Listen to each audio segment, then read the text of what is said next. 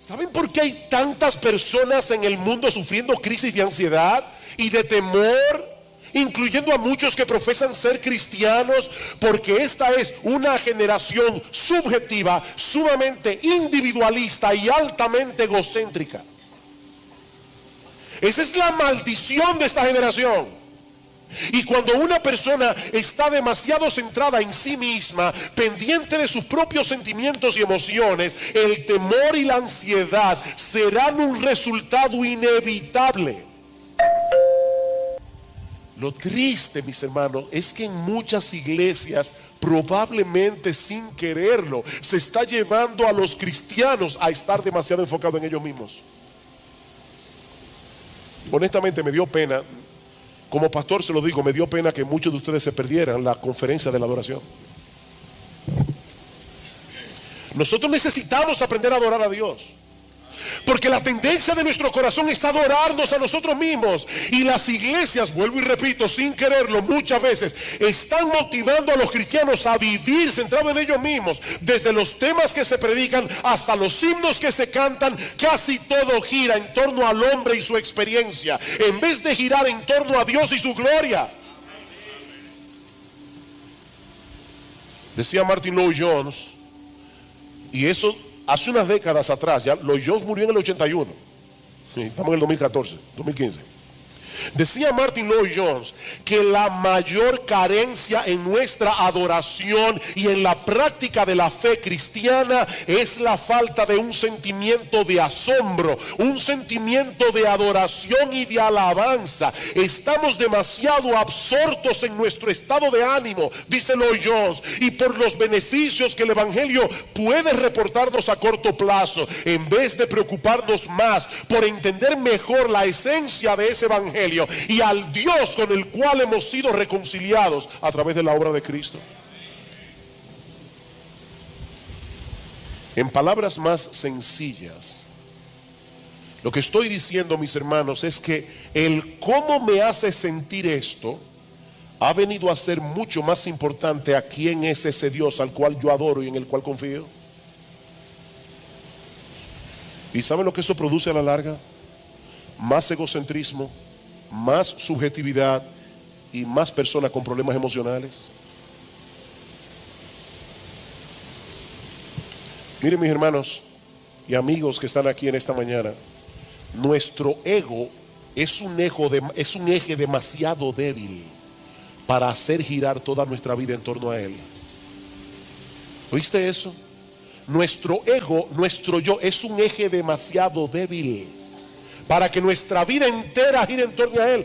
¿Cuál es la solución? Escuchen una vez más lo que dice el doctor Martin Lloyd-Jones. En última instancia, la verdadera cura, y él era médico, de paso, doctor en medicina, y pastor, y teólogo. Dice el doctor Martin Lloyd-Jones, en última instancia, la verdadera cura para la mayor parte de nuestros males subjetivos es sentirnos tan extasiados ante la hermosura y la gloria de Cristo, que no nos quede tiempo para pensar en lo más mínimo en nosotros mismos. Esa es la cura. Piensen por un momento en la visión que tuvo Isaías en el capítulo 6. Yo sé que Bill Brandenstein habló de ese pasaje el domingo pasado. Dice que en el año que murió el rey Usías, Isaías vio al Señor, una visión, sentado sobre un trono alto y sublime. Sus faldas llenaban el templo. Por encima de él había serafines. Y oía Brandenstein decir el domingo pasado, no eran ángeles chobi como los que aparecen en las pinturas renacentistas.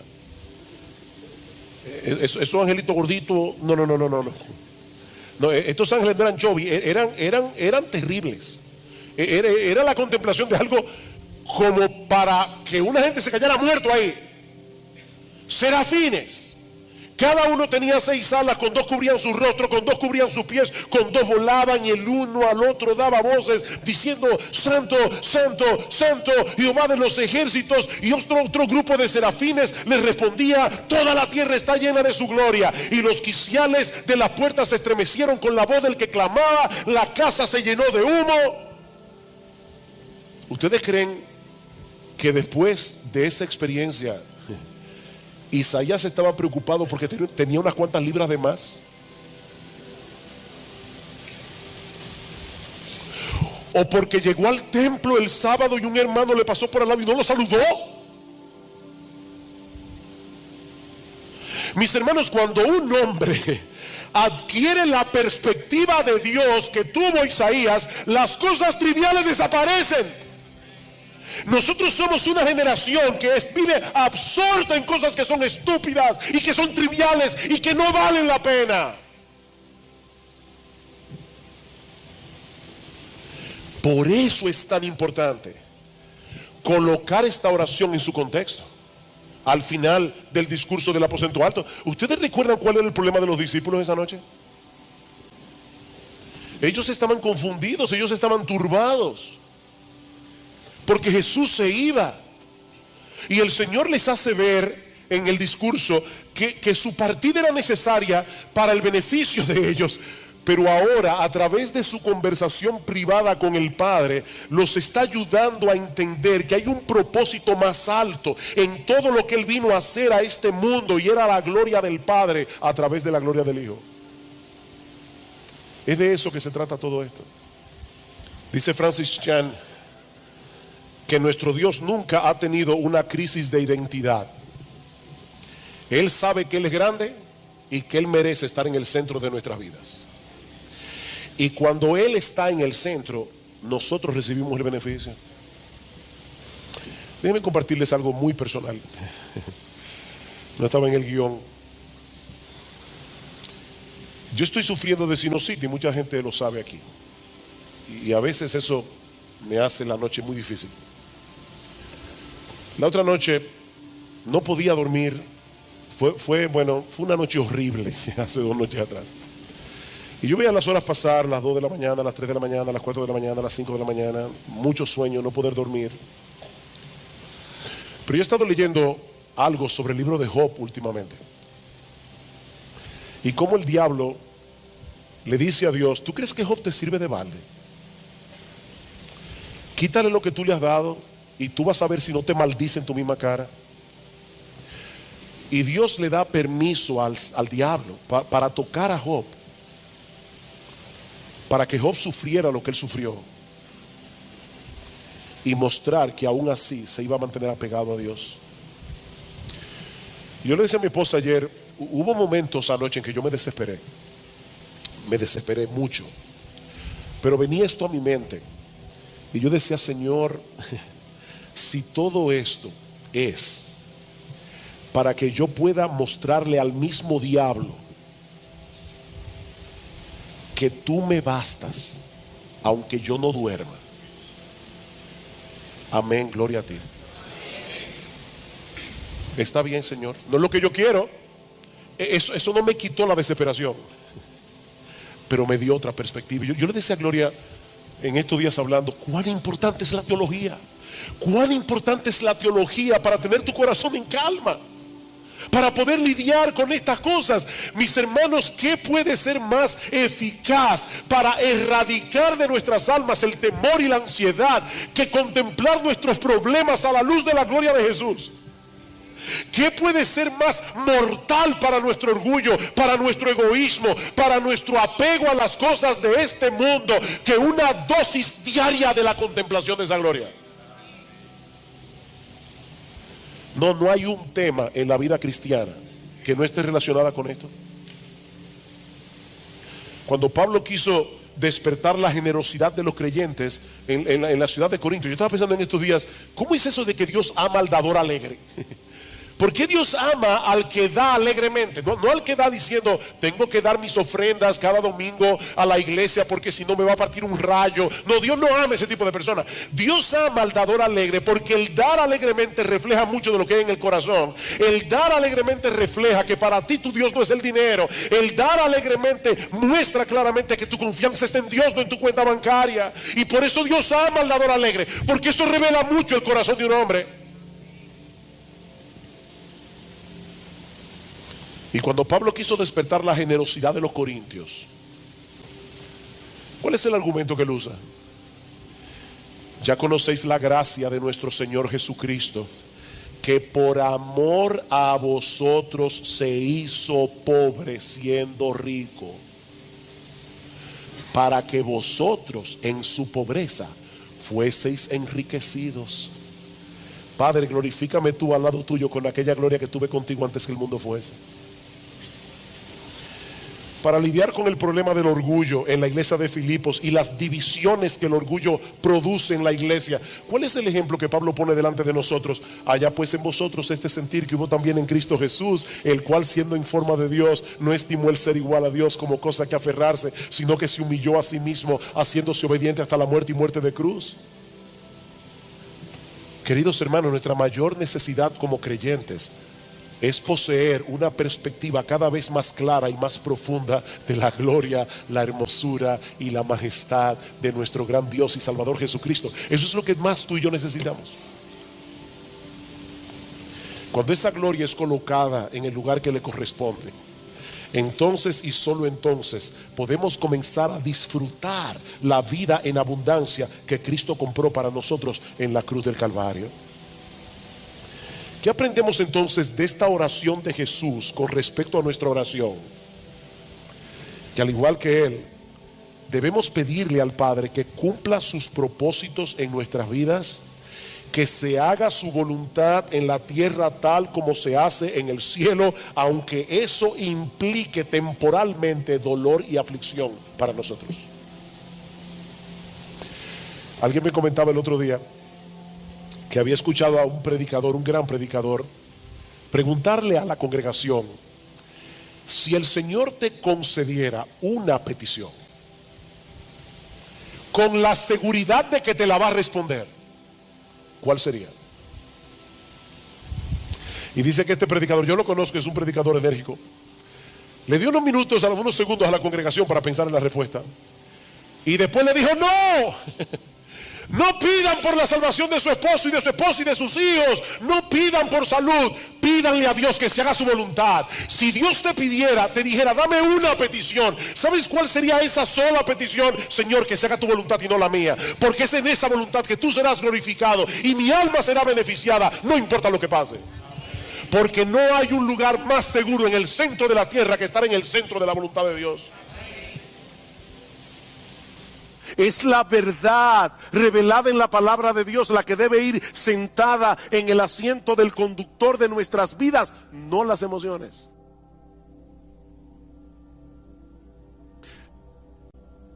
Imagínate que tú pecas contra Dios en cualquier cosa y tú sabes que pecaste. El Espíritu Santo te redarguye de pecado. Tú le pides perdón a Dios. Déjame hacerte una pregunta que quiero que respondas allí donde estás en tu corazón.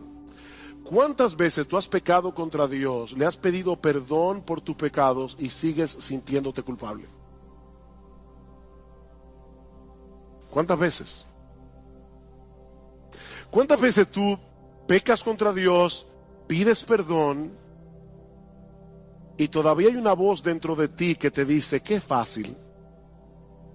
Después que hiciste lo que te dio la gana, ahora tú quieres venir delante de Dios para que te perdone. Aquí las emociones nos están traicionando, porque la Biblia dice que si confesamos nuestros pecados, Él es fiel y justo para perdonar nuestros pecados y limpiarnos de toda maldad. ¿A quién tú le vas a creer? ¿A tu aparato emocional que te hace sentir no perdonado, o a la promesa de Dios de que si confesamos nuestros pecados, Él es fiel y justo para perdonar nuestros pecados y limpiarnos de toda maldad? la palabra de Dios está por encima de nuestras emociones. Es que Dios ha dicho claramente que Él nos perdona cuando nosotros confesamos nuestros pecados. No debemos sentar las emociones en el asiento del conductor. Mis hermanos, si no nos mantenemos predicándonos a nosotros mismos estas verdades, no vamos a poder mantener un saludable control de nuestra vida emocional. Salmo 103, versículo 2. Estaba leyendo este salmo ayer. Bendice, alma mía, a Jehová, y bendiga todo mi ser su santo nombre. Bendice, alma mía, a Jehová, y no olvides ninguno de sus beneficios. Él es quien perdona todas tus iniquidades. Él es el que sana todas tus dolencias. Él es el que perdona todas tus iniquidades. Pero lamentablemente muchos creyentes olvidan este aspecto fundamental de la vida cristiana. Como dice Sinclair Ferguson, nuestro problema es que pensamos con nuestros sentimientos, no con la cabeza. Nosotros pensamos con el corazón, pensamos con los sentimientos. Tengo que poner otro ejemplo. ¿Qué debe hacer un creyente que no siente gozo en Dios? ¿Alguna vez has venido a la iglesia y estás cantando y tú tienes el corazón como un témpano de hielo? ¿Eso nunca te ha pasado? Te felicito. A mí me ha pasado. ¿Y saben qué es hablando en buen dominicano, lo que da más cuerda cuando uno está así? Tener un hermano al lado que está encendido en fuego. Uno está aquí tratando de alabar a Dios, pero uno sabe que está con el corazón como un témpano de hielo. Y el hermano que está aquí al lado, él está en el cielo. ¿Qué debe hacer un creyente en esa situación? Él debe, una de las cosas que él no debe hacer, es fingir una emoción que él no tiene. No hagas eso es mentira. Pero una de las cosas que tú debes hacer es recordarte a ti mismo que Dios sigue siendo nuestro gozo y aceptarlo por fe. Aunque en ese momento no estés sintiendo nada, Dios sigue siendo nuestro gozo y yo debo aceptarlo por fe. Tu gozo no va a retornar pensando en el gozo o deseando el gozo, sino enfocándote en las verdades acerca de Dios reveladas en su palabra. Es mirando a Dios, no al gozo. No persigas al gozo, persigue a Dios. ¿Cómo yo persigo a Dios? Enfocando mi mente en lo que Él me ha dicho que Él es en su palabra. Y yo voy a comenzar a recordar atributo tras atributo tras atributo de lo que Dios revela de sí mismo en su palabra, hasta que mi corazón comience a arder otra vez. Y puede ser que eso no pase inmediatamente. Eso puede tomar horas, eso puede tomar días, pero nosotros vamos a estar luchando con el ángel hasta que Él nos bendiga. ¿Te sientes temeroso porque tú no tienes el control de muchas cosas que pueden ser una amenaza eventual en tu vida? Recuerda que nuestro Dios es grande y todopoderoso. Todas las cosas que existen fueron creadas por Él, y Él está en control de todas y cada una de ellas. Dice en Mateo capítulo 10 versículo 29 al 31 que no se cae un pajarito del cielo sin que la voluntad de Dios así lo permita. ¿Saben lo que ocurre cuando no confiamos en el control soberano de Dios? Que entonces nosotros trataremos de asumir ese control en una forma pecaminosa, ya sea tratando de dominar por la fuerza a los demás o de manipularlos. La manipulación no es más que un intento de tomarle a Dios el control. Yo quiero controlar a las personas a mi alrededor. Otro ejemplo. ¿Te has dado cuenta que muchos de los pecados que nosotros cometemos tienen que ver con nuestro afán de obtener la aprobación de otros, o por temor a que otros te rechacen? ¿Tú te has dado cuenta de ese movimiento de tu corazón? La Biblia le llama a eso temor a los hombres. Y en Proverbios capítulo 29, versículo 25, dice que el temor a los hombres es como un lazo que nos esclaviza. Ese es un problema muy común que se manifiesta de muchas maneras. Por ejemplo, susceptibilidad a la presión de grupo. Necesitar que las personas me den algo, cariño, respeto, admiración, preocupación por nuestra autoestima, llenarte de compromisos porque no sabes decir que no. Eso es temor a los hombres. Pequeñas mentiras para lucir bien delante de los otros. Compararte con otras personas. Sentir temor de compartir el evangelio, eso es temor a los hombres. ¿Cómo podemos lidiar adecuadamente con el temor a los hombres? Bueno, la psicología humanista nos aconseja aumentar nuestra autoestima, y lamentablemente muchos creyentes han caído en esa trampa. Pero eso no resuelve el problema, sino que lo complica. Porque en realidad la baja autoestima no es otra cosa que una elevada autoestima disfrazada. ¿Tú oíste eso? La baja autoestima es una elevada autoestima disfrazada. Déjeme explicar eso, porque sé que veo la cara de algunos mirándome así como con una cara de signo de interrogación. Una persona puede ser muy tímida, le da temor abrir la boca, y algunos dicen es que el pobre tiene una baja autoestima. No. La razón por la que él o ella es tímido es porque se estima tanto que él tiene miedo de abrir la boca y confirmar ante los demás que es un tonto. Es mejor callarse y dejar que las personas sospechen que tú eres un tonto, abrir la boca y confirmar que lo eres. Entonces la razón por la que mucha gente es tímida es porque no quiere descubrirse delante de los demás, porque se estima demasiado a sí misma. Si no se estimara tanto, no tuviera temor de los demás. En el fondo, nuestro problema con todas esas cosas que yo he mencionado es que estamos creyendo que no tenemos el estatus que creemos merecer. Alguien dice: nosotros elevamos deseos que a menudo son buenos en sí mismos, el deseo de ser amado, el deseo de afirmación, el deseo de respeto. Elevamos eso al nivel de necesidades sin las cuales pensamos que no podemos tener una vida equilibrada. Hablamos de necesitar la aprobación y la aceptación de otros cuando nuestra verdadera necesidad es glorificar a Dios y amar a las personas. Esa es tu verdadera necesidad, glorificar a Dios, no que la gente viva para ti. ¿Cuál es el remedio para el temor a los hombres? El temor a Dios. El temor a Dios. Él es grande, Él es glorioso, Él es digno de admiración, Él es digno de temor reverente, Él es digno de adoración. Medita a menudo en su gloria, su grandeza, su justicia, su santidad, su amor, su poder, su esplendor, su belleza, su gracia, su misericordia, su compasión, y tú vas a ver cómo el temor a los hombres comienza a desvanecerse en tu corazón. Salmo 27. Salmo 27, versículo 1. Jehová es mi luz y mi salvación, ¿de quién temeré?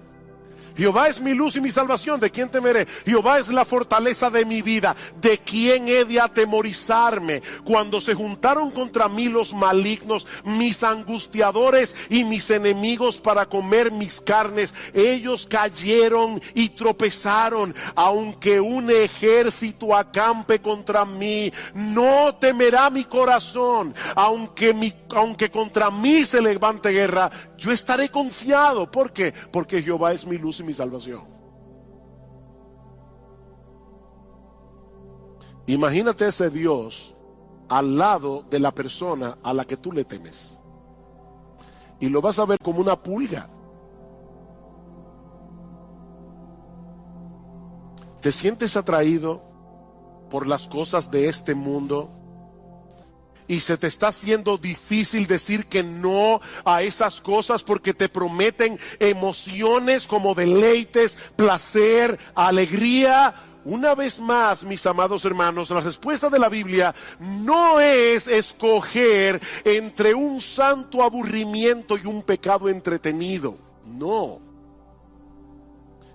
La Biblia nos invita más bien a buscar ese deleite, ese placer, esa alegría en el único lugar donde realmente puede ser hallado, en Dios mismo. En Dios mismo. ¿Recuerdan ustedes lo que Cristo le dijo a la mujer samaritana? El que bebiere de esta agua volverá a tener sed, mas el que bebiere del agua que yo le daré no tendrá sed jamás, sino que será en él una fuente de agua que salte para vida eterna. ¿Qué es esa fuente de agua? ¿Saben qué es esa fuente de agua? Dios mismo. Es el Espíritu Santo morando en nuestro interior. ¿Y cómo lo sabemos? Porque más adelante en Juan capítulo 7, versículo 37 al 38, escuchen lo que dice el Señor Jesucristo. En el último y gran día de la fiesta, Jesús se puso en pie y alzó la voz diciendo: si alguno tiene sed, venga a mí y beba. El que cree en mí, como dice la Escritura, de su interior correrán ríos de agua viva. ¿Qué le dijo a la samaritana? El que bebiere de esta agua volverá a tener sed. El que bebiera del agua que yo le daré no tendrá sed jamás, sino que será en él una fuente de agua que salte para vida eterna. ¿Cuál es esa fuente de agua? Versículo 39. Esto dijo del Espíritu que habrían de recibir los que creyesen en él. Es Dios por su Espíritu morando en nuestro corazón. Es una fuente de agua que salta para vida eterna. Los deleites de este mundo no perduran. Nosotros fuimos creados para disfrutar de un deleite más profundo y perdurable, el deleite de conocer a Dios y de tener comunión con Él. Alguien decía que cada vez que nosotros pecamos es porque pensamos que el placer del pecado es real y que el gozo en Dios es insustancial o distante. Pero lo cierto es, oigan esto hermano porque es importante, es exactamente al revés. Cada gozo que experimentamos en esta vida es una sombra de la fuente de todo gozo que es Dios mismo. Cada gozo que tú experimentas es una sombra del verdadero gozo que se encuentra en Dios. Pero nosotros somos los que ejercemos fe. Es por eso que Pablo nos exhorta en Efesios capítulo 6 a tomar el escudo de la fe con el cual podamos apagar los dardos de fuego del maligno. Somos tú y yo que tomamos la armadura. La armadura es de Dios, pero somos tú y yo que usamos la armadura. Y eso es precisamente lo que aprendemos de este pasaje. Esta historia tan conocida y narrada en una forma tan sencilla en el Evangelio de Mateo contiene algunas enseñanzas muy profundas acerca del ejercicio de la fe en medio de las pruebas. Y yo no quiero concentrarme en todos los elementos de la historia, sino solamente en eso. La fe en medio de las pruebas. Tanto Marcos como Lucas nos dicen que el Señor deseaba cruzar al otro lado del mar de Galilea. El Señor había estado llevando a cabo un ministerio muy intenso, un ministerio muy agotador, y el otro lado del mar era más tranquilo porque era más despoblado. Mis hermanos, nunca debemos olvidar que Jesús era verdadero Dios, pero que también era verdadero hombre. El Señor estaba cansado, estaba agotado. El mar de Galilea es un lago de agua dulce relativamente pequeño, así que se puede atravesar de un lado a otro en un tiempo relativamente breve. De hecho, hace unos años tuve la oportunidad de estar en el mar de Galilea y uno puede ver fácilmente todos los contornos del mar estando allí. Así que el mar se puede cruzar rápidamente, a no ser por las características climáticas y geográficas del mar de Galilea que pueden desatar tormentas repentinas. Resulta que la superficie del mar de Galilea es la más baja del mundo para un lago de agua dulce. De manera que cuando las corrientes de aire frío descienden de las colinas que rodean el lago y chocan con el aire caliente de la superficie, se pueden provocar tormentas repentinas, que son un verdadero desafío, aún para marineros experimentados, como era el caso de los apóstoles. Y eso fue precisamente lo que ocurrió esa noche. Vean otra vez versículo 23. Cuando entró Jesús en la barca, sus discípulos le siguieron y de pronto se desató una gran tormenta en el mar, de modo que las olas cubrían la barca, pero Jesús estaba dormido. Marcos nos dice en su evangelio que se desató una mega tormenta, un mega huracán, dice el texto literalmente.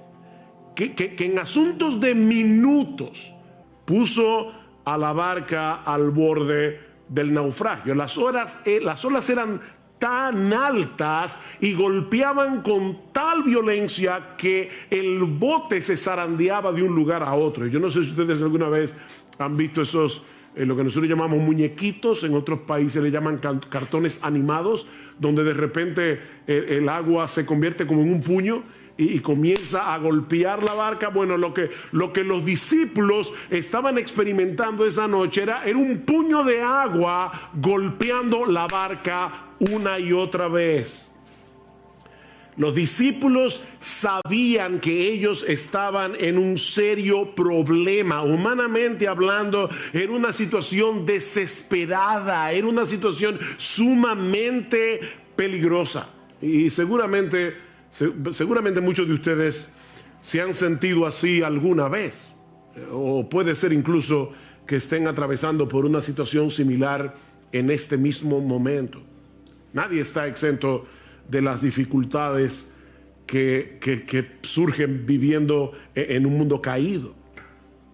Y por eso, mis hermanos, es que es tan importante entender la naturaleza de las pruebas para luego ver cómo nosotros debemos ejercitar fe cuando estamos en medio de una prueba. Así que veamos en primer lugar la naturaleza de las pruebas tal como Dios nos lo revela en este pasaje. Y lo primero que aprendemos de este texto es que las pruebas son controladas y enviadas por Dios con un propósito.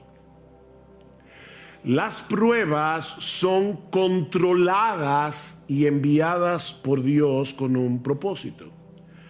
Ya les decía que no era nada extraño que en este mar se formaran tormentas repentinas, pero mis hermanos, Dios es soberano. Él lo controla todo, incluyendo los fenómenos de la naturaleza. Él puede impedir que cosas como estas sucedan, pero ¿saben qué? Muchas veces Dios decide no impedirlo.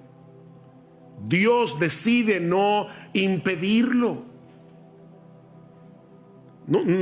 Yo sé que fue un error de un obrero que estaba impermeabilizando nuestro techo este jueves en la tarde, pero mis hermanos, ese error de un obrero estaba en las manos del Señor.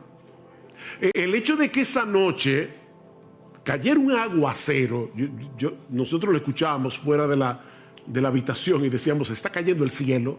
Hacía muchos días, meses, que nosotros no veíamos un aguacero así. Bueno, ¿pudo haber impedido Dios que lloviera de esa manera precisamente cuando el techo tenía un problema? Por supuesto que sí. Por otro lado, también es cierto que Jesús estaba cansado.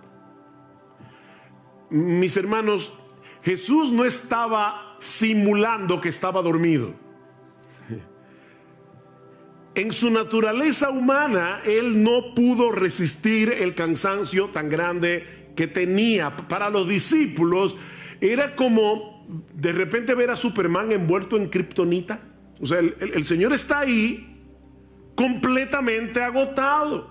Era tal el agotamiento de Jesús que ni el ruido de las olas ni el movimiento de la barca pudieron despertarlo. Él estaba completamente exhausto. Así que los discípulos sabían que su experiencia como marinero no les serviría de nada para poder maniobrar en una tormenta como esa. Y por lo visto tampoco contaban con Jesús. Era una situación realmente desesperada.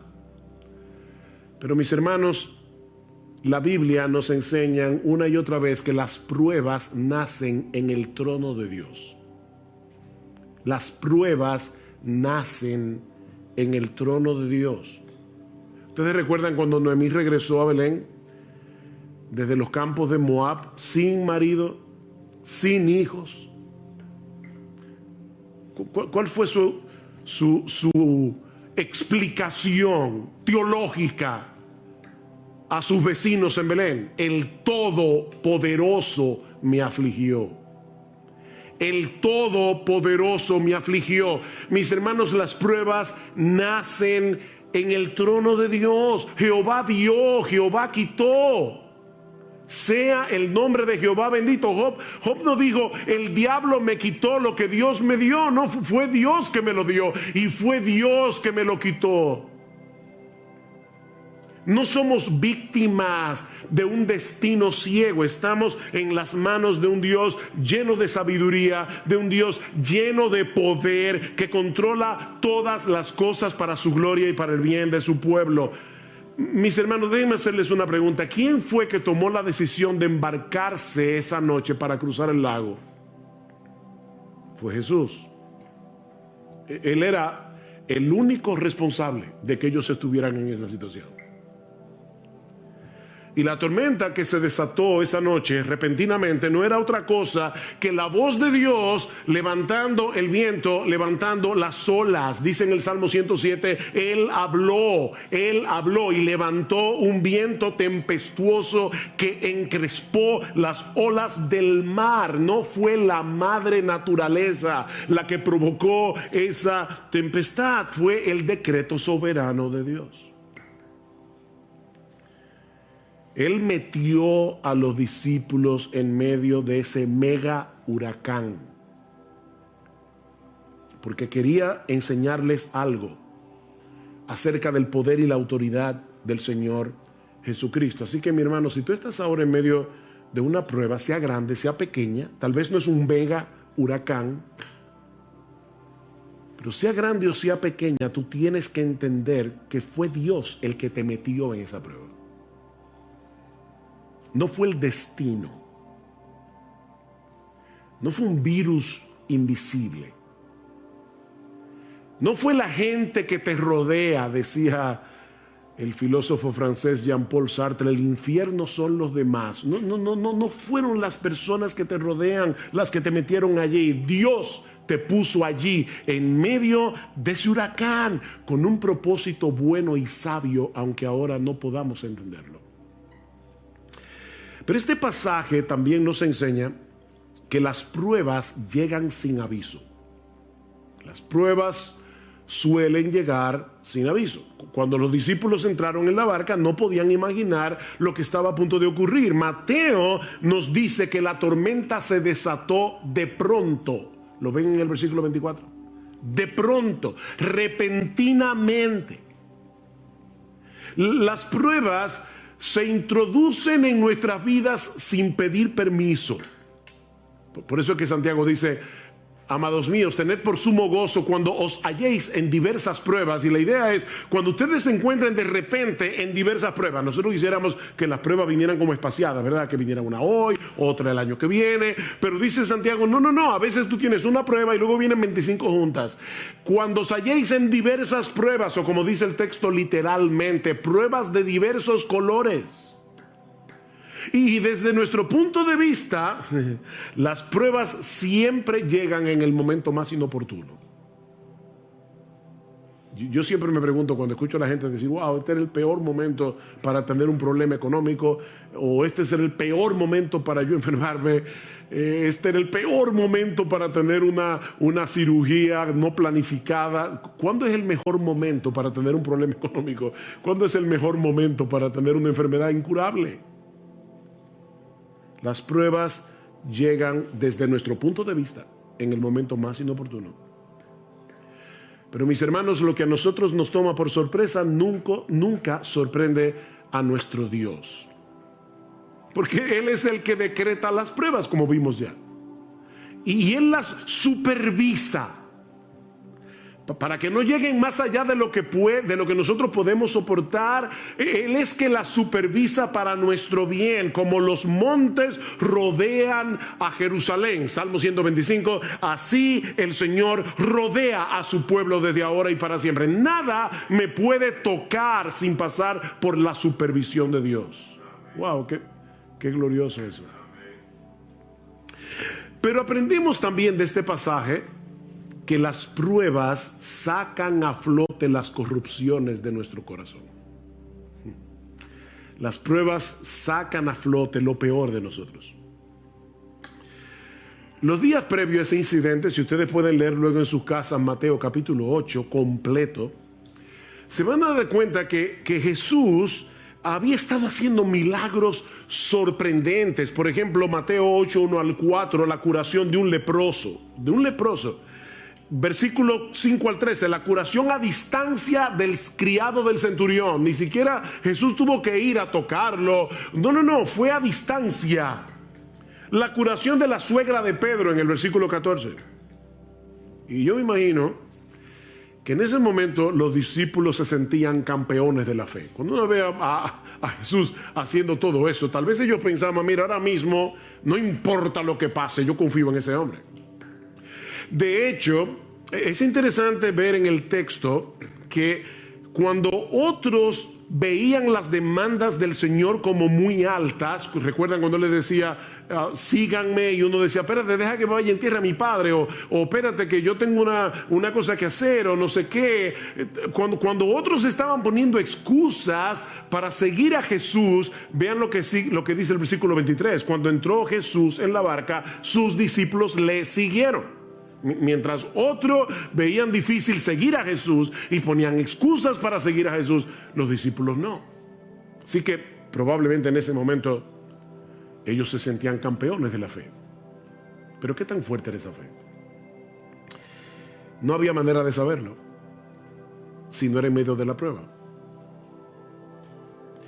Abraham no sabía qué tan fuerte y sólida y vigorosa era su fe hasta que Dios le pidió que sacrificara a Isaac. Ezequías fue un buen rey de Israel. Enfermó, le oró a Dios que lo sanara, Dios lo sanó. Y probablemente en ese momento se sentía fuerte en su fe. Llegaron unos embajadores de Babilonia y el orgullo de Ezequías salió a flote inmediatamente. Mis hermanos, es en medio de las pruebas que conocemos el estado real de nuestro corazón. Nuestra fe será probada por el fuego, dice en Primera de Pedro capítulo 1 versículo 7. Tiene que ser probada por el fuego. ¿Qué hace el fuego? El fuego licúa el oro, y al licuarse, como es un metal pesado, eso hace que la basura salga a flote, y entonces el orfebre comienza a purificar el oro. Pero tiene que ser por medio del fuego. Yo estoy seguro que a nadie le gustaría ir a una joyería, comprar una prenda pensando que es de oro y después resulta que era de hojalata. El oro tiene que ser probado, y se prueba con fuego, no solo para ver su genuinidad, sino también para librarlo de impurezas. El oro tiene que ser probado por fuego, y nuestra fe también. Nuestra fe también tiene que ser probada. Y cuando somos probados, es que podemos ver una verdadera radiografía de lo que hay en nuestro corazón. Pero aprendemos también de este relato que las pruebas son un antídoto contra nuestro sentido de autosuficiencia. Las pruebas son un antídoto contra nuestro sentido de autosuficiencia. Estos hombres eran pescadores, bueno, y eran pecadores también, pero eran pescadores experimentados, eran marineros de experiencia. Seguramente ellos habían estado en tormentas anteriormente en el mar de Galilea, porque eso era muy común. Pero ahora Dios los había colocado en una situación tan extrema que ellos sabían que toda su experiencia no les serviría de nada. De nada.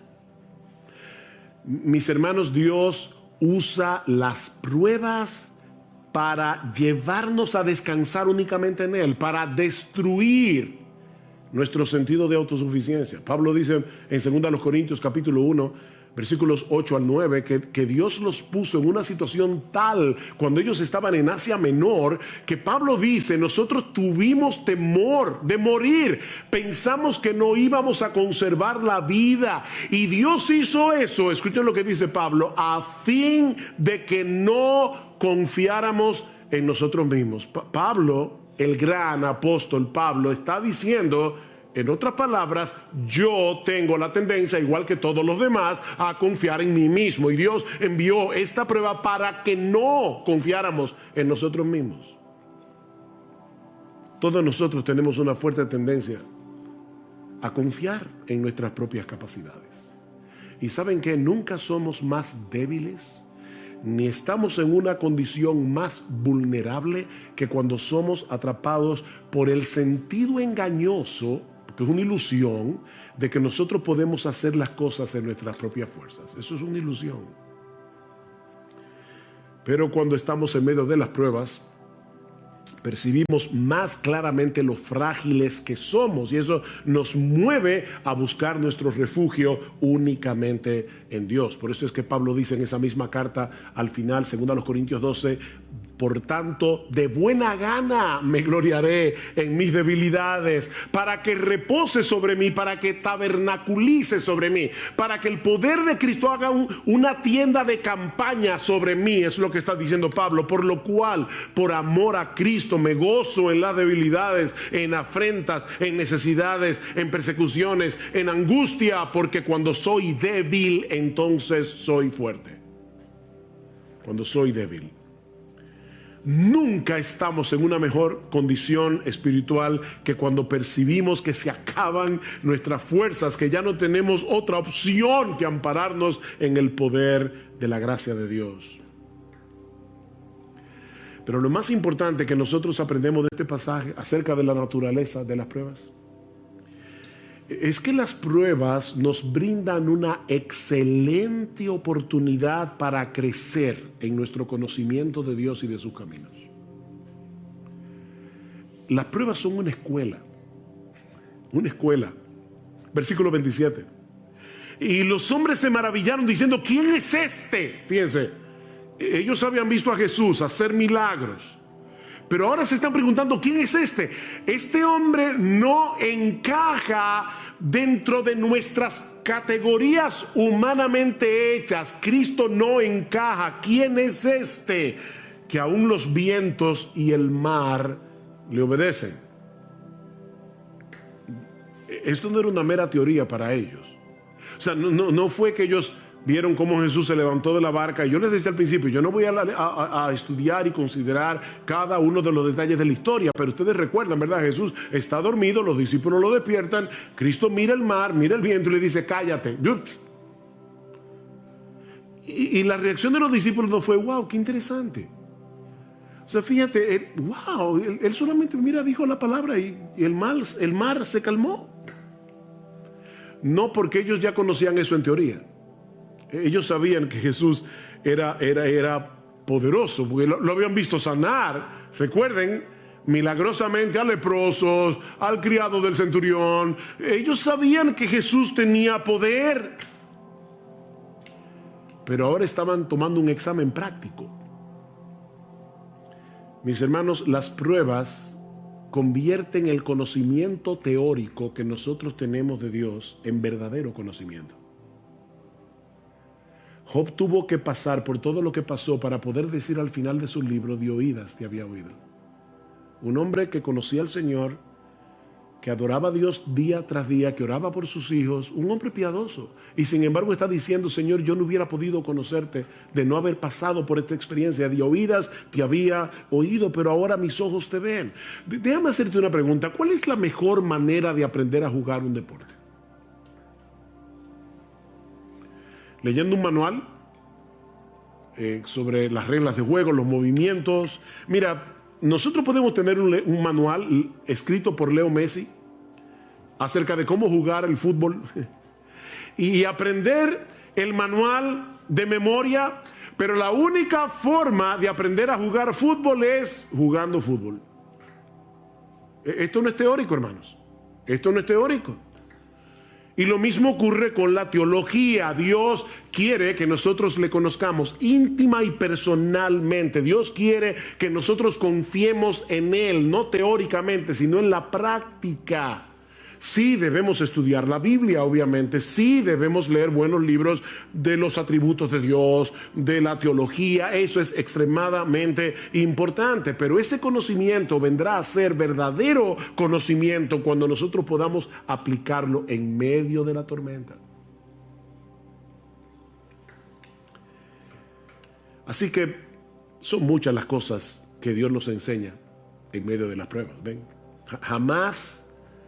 Jamás podremos conocerlo mejor a Él y conocernos mejor a nosotros mismos a menos que atravesamos por diferentes pruebas. Alguien decía muy sabiamente: contemplo el mundo a través de mis lágrimas, porque quizás así vea cosas que no vería con los ojos secos. Contemplo el mundo a través de mis lágrimas, porque quizás así voy a ver cosas que yo no vería con los ojos secos. Hay cosas que no se ven con los ojos secos, se ven llorando. Pero este pasaje, tan sencillo, ¿verdad? Son solo como 4 versículos. También nos enseña algunas cosas acerca del ejercicio de la fe en medio de las pruebas. ¿Sí? Ya vimos lo que el pasaje nos enseña acerca de la naturaleza de las pruebas. Pero veamos ahora lo que nos enseña este pasaje acerca del ejercicio de la fe en medio de las pruebas. Esa noche, los discípulos se dejaron controlar por el miedo, se dejaron controlar por la angustia, a tal punto que no solo pusieron en dudas el poder de Jesús, sino también su amor y su cuidado. Vean otra vez el versículo 25. Y llevándose a él le despertaron diciendo: Señor, sálvanos, que perecemos. El Evangelio de Marcos dice: Maestro, ¿no tienes cuidado que perecemos? Y no es que hay un error entre Marcos y Mateo, es que los discípulos comenzaron todos a hablar a la vez, y unos dijeron una cosa, otros dijeron otra. Pero el punto es que ellos estaban tan llenos de miedo que perdieron de vista lo que implica tener a Jesús en la barca. Ellos perdieron eso de vista. Y algunos pudieran pensar: bueno, pastor, pero óyame, no era para menos. No, Cristo tenía una evaluación muy diferente. ¿Por qué estáis amedrentados, hombres de poca fe? Hay al menos 2 cosas que nosotros aprendemos de esa respuesta de Jesús a los discípulos. La primera es que la fe rehúsa dejarse dominar por el miedo. La fe rehúsa dejarse dominar por el miedo. La pregunta del Señor puede parecer un tanto extraña en medio de una situación tan extrema, ¿verdad? ¿Por qué tenéis miedo? ¿Cómo que por qué? Pero es que tú no estás viendo el espectáculo. ¿Cómo que por qué tenemos miedo? Nosotros, ¿verdad?, nos identificamos con los discípulos porque de haber estado allí probablemente habríamos experimentado lo mismo. Sin embargo, la pregunta de Jesús implica una reprensión. ¿Por qué reaccionan con miedo? Ahora, déjenme aclarar algo para no crearles un problema de conciencia innecesario. Eso no quiere decir que los cristianos no tenemos derecho a luchar con el miedo. sobre todo cuando estamos en una situación de peligro potencial. No.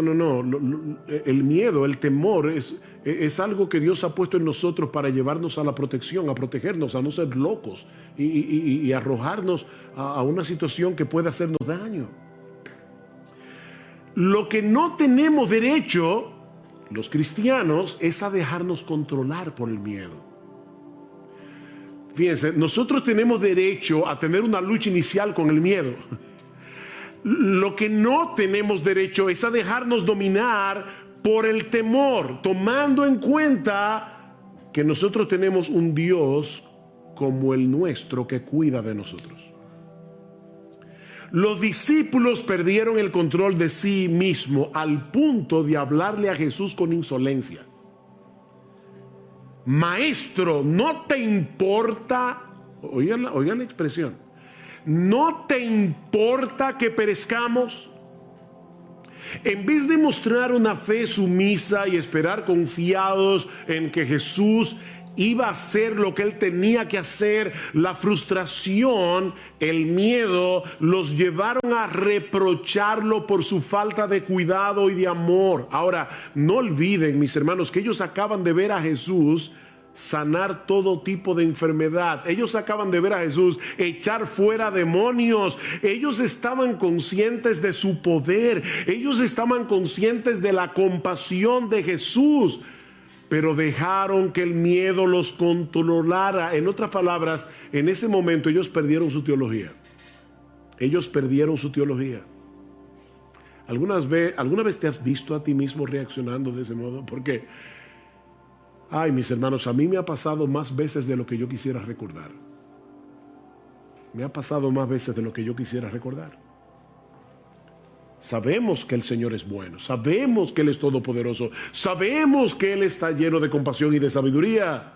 De hecho, tú y yo tenemos un conocimiento mayor que el que tenían los discípulos esa noche, porque nosotros vivimos del otro lado de la cruz. Ellos todavía en ese momento no habían visto a Cristo muriendo por nuestros pecados y recibiendo en su cuerpo la ira de Dios por nuestro pecado, para que nosotros pudiésemos ser absueltos en el tribunal de Dios. Ellos vivieron del otro lado de la cruz.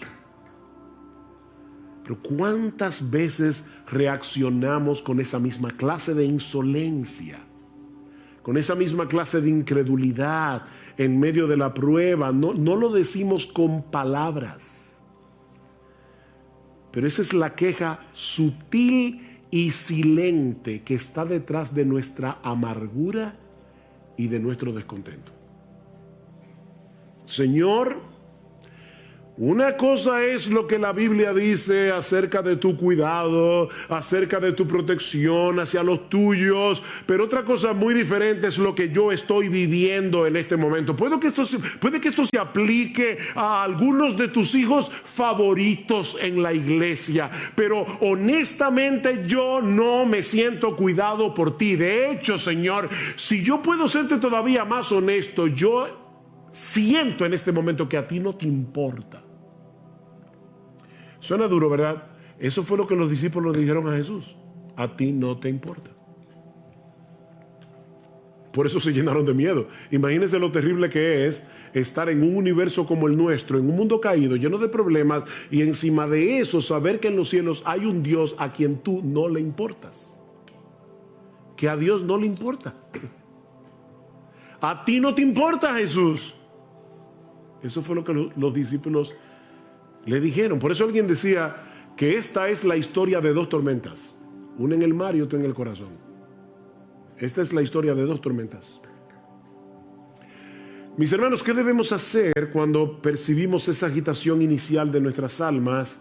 Cuando percibimos que hay un peligro o una aflicción, porque decimos la fe rehúsa dejarse dominar por el miedo. Sí, pastor, eso suena muy bonito, pero ¿cómo yo hago eso? Pero eso me lleva a la segunda enseñanza, a la segunda lección que nosotros podemos aprender de este relato sobre el ejercicio de la fe en medio de las pruebas, y es el hecho de que hay algo que nosotros tenemos que hacer con la fe. O si quieren ponerlo de otro modo, nosotros aprendemos de este relato no solo que la fe rehúsa dejarse dominar por el miedo, sino que la fe es una actividad. La fe es una actividad. Lo que yo quiero decir con esto es que la fe no se dispara automáticamente en medio de las pruebas. Se trata de algo que nosotros tenemos que poner en acción. Tú y yo somos responsables de tomar el escudo de la fe.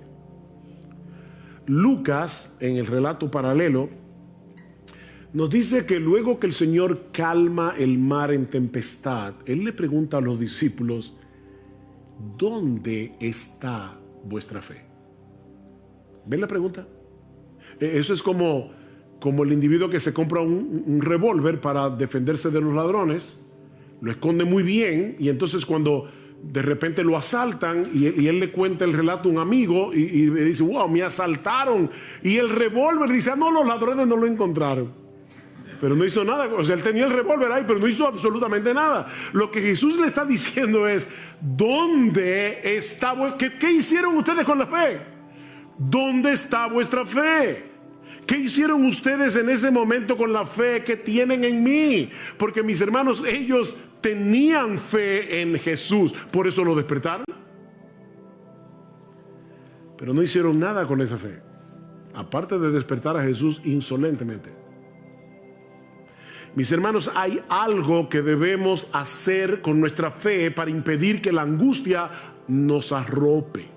¿Qué dice el salmista en el Salmo 56? En el día que temo, fíjense, no es yo nunca tengo miedo, no. En el día que temo, yo en ti confío. En el día que temo, yo tomo la decisión de confiar en ti. Yo tomo la decisión de pensar correctamente. Por eso decimos que la fe es una actividad, porque es la actividad de mantener a raya nuestra incredulidad con la palabra de Dios. Nosotros tenemos que mantener a raya la serpiente de la duda, la serpiente de la incredulidad con la palabra de Dios. El problema de los discípulos en la barca es que ellos no se hicieron cargo de la situación, sino que dejaron que la situación se hiciera cargo de ellos, que la situación los controlara. Miren, mis hermanos, cada vez que nosotros estamos en medio de una prueba, la voz de la duda comienza a hablar inmediatamente. Y lo que pasó esa noche es que ellos dejaron que la voz de la duda controlara la conversación, en vez de escuchar la voz de Dios a través de su palabra. ¿Por qué te abates, oh alma mía? Fíjense, ¿qué está haciendo el salmista aquí? Él está acallando la voz de la duda. ¿Por qué te abates, oh alma mía? ¿Por qué te turbas dentro de mí? Espera en Dios, porque aún he de alabarle, salvación mía y Dios mío. Háblale a tu alma, no dejes que la voz de la duda hable sin control. A final de cuentas, sí, el pánico de los discípulos no era justificado. No era justificado a pesar de la tormenta, porque el Rey de Gloria, el Creador de los cielos y de la tierra, estaba con ellos en la barca, y en ningún momento dejó de estar en control en su naturaleza divina, ni siquiera cuando su naturaleza humana estaba dormida. ¿Ven? Verdadero Dios, verdadero hombre. Él estaba dormido, eso era verdad, pero su divinidad seguía despierta. El gran problema de los discípulos no era la tormenta, era la falta de fe. ¿Por qué estáis amedrentados, hombres de poca fe? Hombres de poca fe. Ellos no habían conectado los puntos entre los milagros que habían visto hacer a Jesús y la situación por la que estaban pasando en ese mismo momento. Era unas horas después. No conectaron los puntos. Mis hermanos, no son las circunstancias de la vida que nos llenan de temor. Lo que nos llena de temor es la falta de fe. Nosotros tenemos un montón de información almacenada en la cabeza acerca del poder de Dios, del amor de Dios, de la sabiduría de Dios. Pero en el momento de la prueba, nuestro diálogo interior nos traiciona. Y entonces, ¿ahora qué? Y si entonces, y si pasa, y si viene. Ven, el diálogo interior nos traiciona. lo que nos decimos a nosotros mismos no concuerda con nuestra teología. ¿Ven? Y terminamos dominados por el pánico.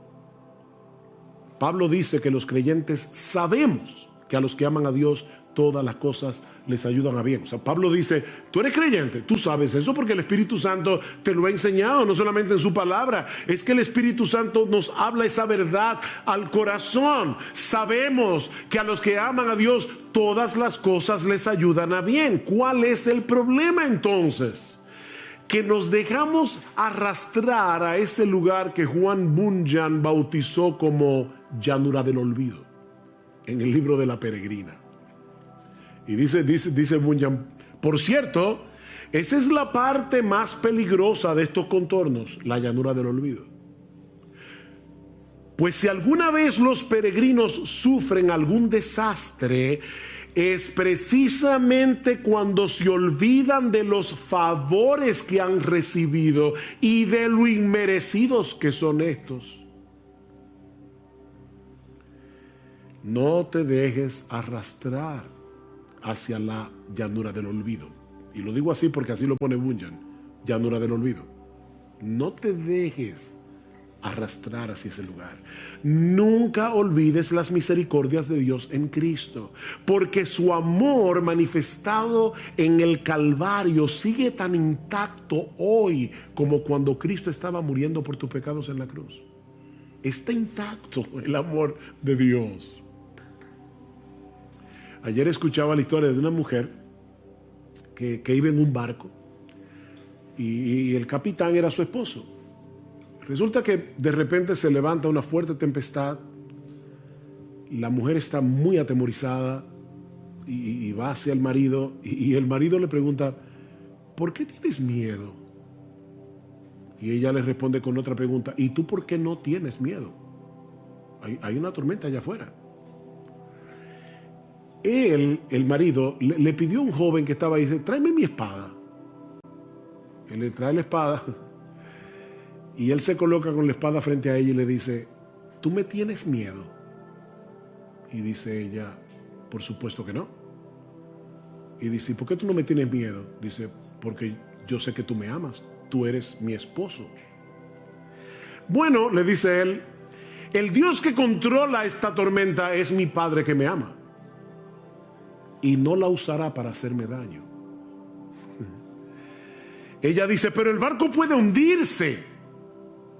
Ah, le dice él, entonces mi alma irá a su presencia a la espera de la resurrección de mi cuerpo. Ven, mi hermano, ¿cuál es el asunto? Esa espada que ahora te hiere está en las manos de Dios, del Dios que te ama, del Dios que cuida de ti, del Dios que no te va a hacer daño, del Dios que no te va a hacer daño, aunque tenga que usar el escarpelo para hacerte una cirugía de corazón abierto, ese Dios no te va a hacer daño.